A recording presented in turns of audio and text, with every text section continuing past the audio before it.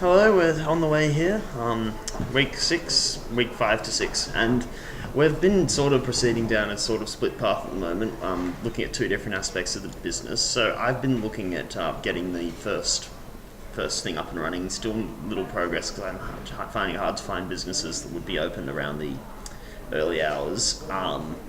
And we've also been looking at our website front end. Santiago's been doing extensive surveys to look at what demand there is, how customers might be responding to that. So, Santiago, what have you been finding this Okay, week? so last week we posted the questions we were going to use for these interviews. We just want to find if there's any value in the website and which one people usually use when they're looking for a shipper. So I have interviewed around 24 people by now, and I was discussing with Daniel that we pretty much found Almost everyone uses pattern. Yep, and here's the pattern.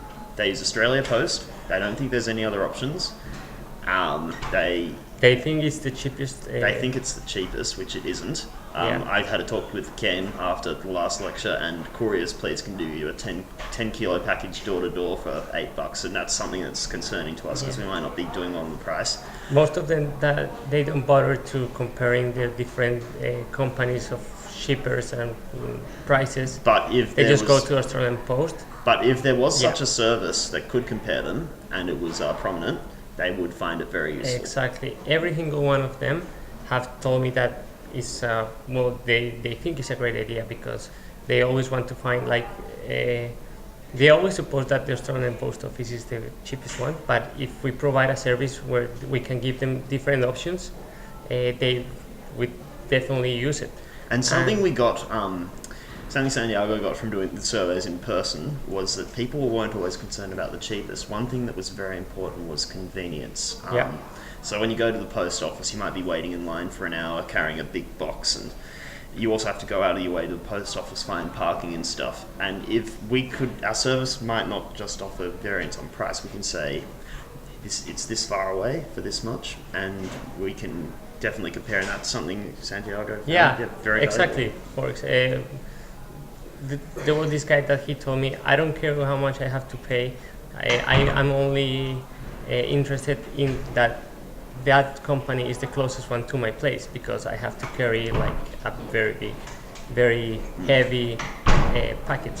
So Yeah. that's why. And Daniel also found a new company called Couriers Please. Couriers Yeah, that's Please. that's what Cam was telling us about. So Australia Post are the cheapest, and we think that we could actually appeal to these businesses by saying, "Hey, here's our platform. You'll be on this platform with your door-to-door service. It's cheap, and people will see Exactly. you." So that could be a big development for us. So we were thinking about how we're going to proceed from here. We discussed ethnography. Yeah.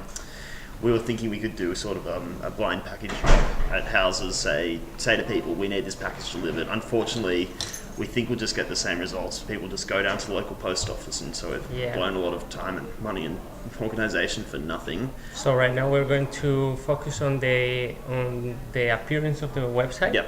So which companies we would like to include at first, and maybe Yeah. Daniel is going to try Yeah, to talk with them. I'm gonna get on the phone to some of those other courier companies to see if they're interested in such a thing, and we'll keep going with trying to get the pilot scale shipment business to business going, just to see if that's potential. So we're still very much on the way.